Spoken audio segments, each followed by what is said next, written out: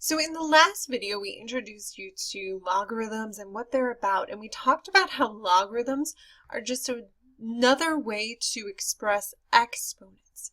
So in this video, we're going to talk about some rules or shortcuts for logarithms. So before we begin, I just want to remind you guys that when you're dealing with exponents, you have a bunch of rules. You may not remember them, but there's like the power rule, the quotient rule, the product rule. So like with exponents, if you're multiplying two bases, we've got to add those exponents.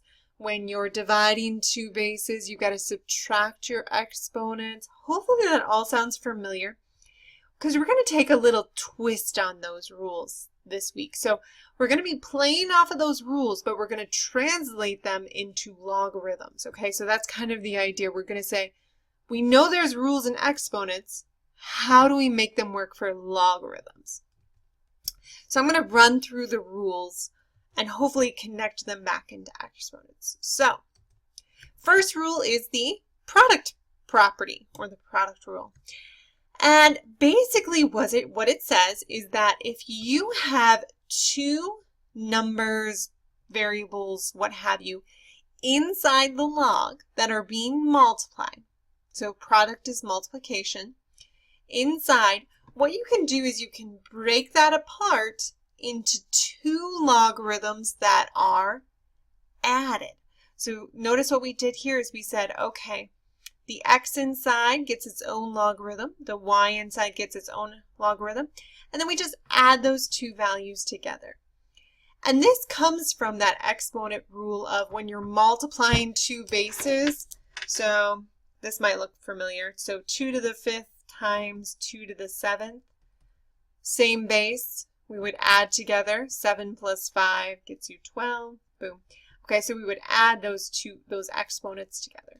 Same idea when you're multiplying inside. Right? We're just going to go ahead and add together that result.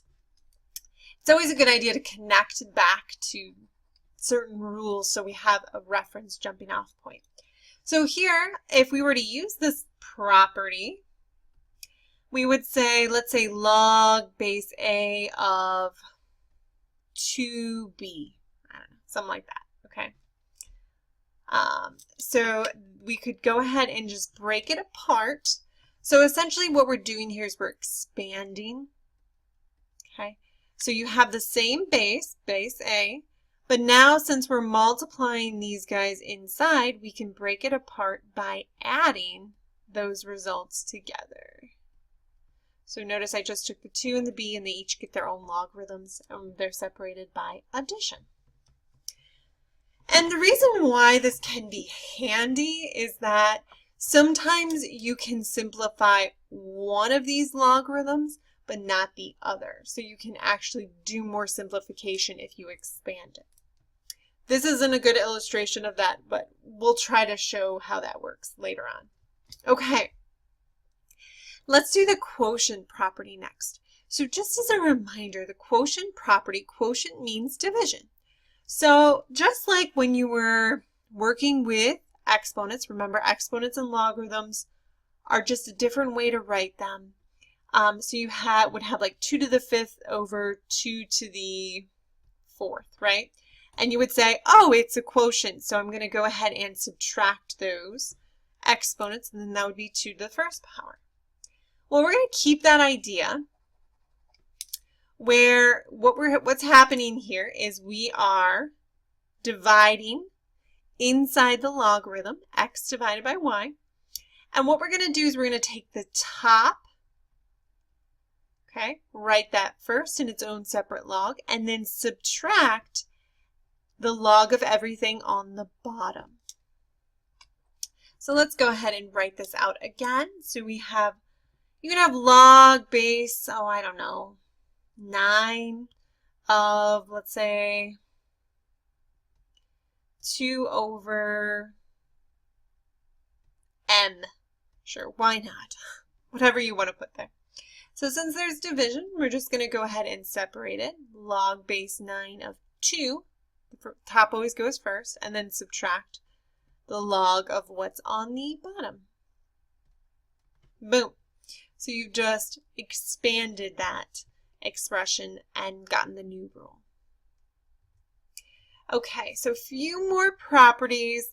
The last rule I guess we're going to talk about is the power property. And just as a reminder, there was that power rule with exponents. So when you had like x squared to the fourth, when you have a power raised to another power, you would just multiply those exponents. That's supposed to be a multiplication. So that would be x to the eighth, right? Power raised to another power. Well, in logarithms, if you have a number raised to an exponent, that's kind of the same thing as an exponent raised to another exponent, because that's what's happening when you're saying a log of something raised to another value. So what we do is we say, okay, well, we want to multiply our log by that exponent, just like the power rule we did for exponents. So we're just going to throw that in front of the log and multiply by it. So you see here out front we have r times whatever the log is. So we've just changed that exponent into multiplication. So here's an example. So let's say you had log base 3 of 5 to the x. I don't care. Whatever it is. Since there's an exponent in there, we have to bring it outside to the front. So this would be x times the log base 3 of 5. Okay? And sometimes we can simplify that log base 3 of 5. This time we cannot, but that's essentially what's happening. Okay, now the last two are just special properties we're talking about. So what's happening here is the logarithm of 1. So log base a of 1 is actually equal to 0. And the reason this is if we translate this back into an exponent, you're saying base a, right? The base is a. Your exponent is whatever the log is equal to, which is 0, gives you 1. Because anything raised to the 0 power is 1, just as a reminder. So that's why if you have anything where it says log base x to the first of the first, you can just say, oh, that's just 0. It's like it goes away. Doesn't exist. Okay, it's just 0. Kind of fun. Okay. Let's do another one. What if we have log base a of a equals 1? Well, what's happening here again, if we go back to what logarithms mean, the base is a, the exponent is 1. So we're saying a raised to the first power is just a itself, right? So anytime you see like the log of 3 raised to the 3, you can just rewrite that as 1. That's all it's saying. In other words, 3 to what power gives me 3? Well, 3 to the first power gives me 3. Sometimes you can read it that way. 3 to what power gives me 3? 1. Okay, let's practice expanding some examples to kind of get into the groove of it and work a little bit more. So here they want us to just expand, so we just need to pay attention to what's going on in here. So in this first example, log base 6 of 7 times 9, we're going to go ahead and just expand it. Now, it's using the product rule because there's multiplication inside the log, so we're going to expand it. Remember, they get the same base. We're just going to rewrite it with addition. Because we're going to use that product rule. When you're multiplying inside, you need to add the logs. Now, we can't simplify either one of these, so we're just going to leave them be for right now. Okay. And go ahead and expand this next example. Now, this one's kind of a beast. Not going to lie to you. Let's go ahead and rewrite it.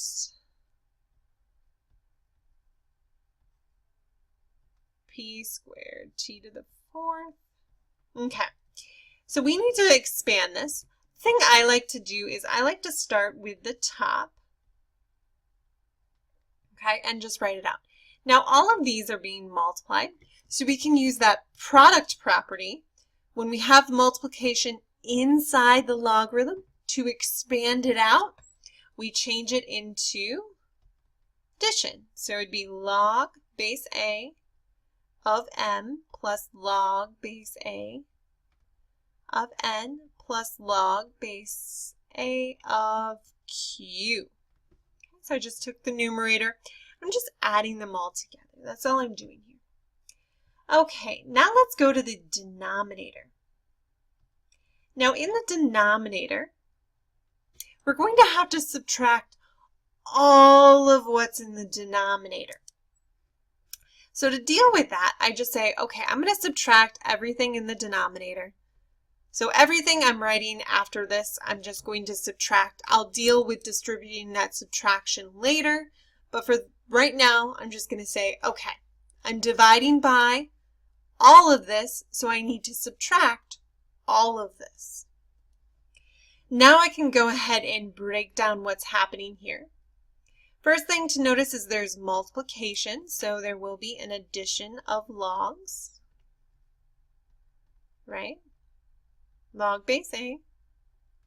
Now the first expression is p squared, and the second expression is t to the fourth.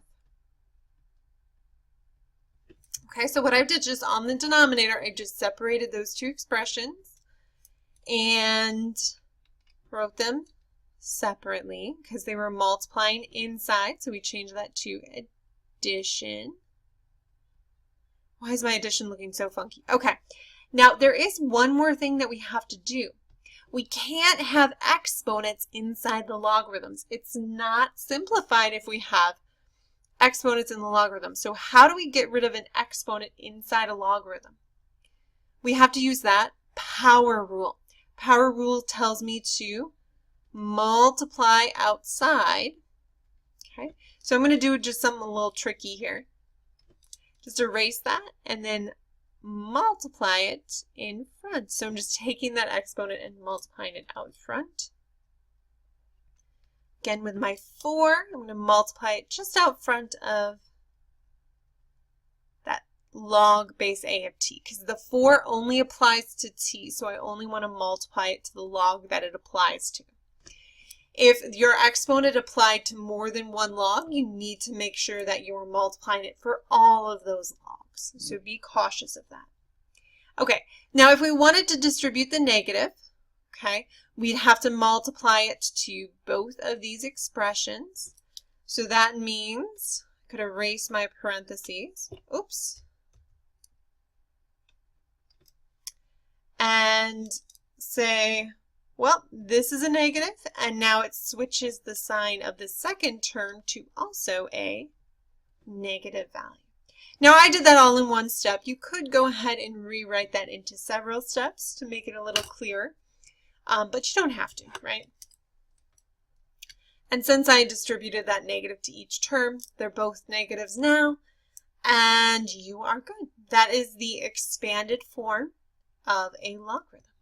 So it can be a little tricky. Practice it, keep working on it, and let me know if you have any other questions. Good luck, everyone.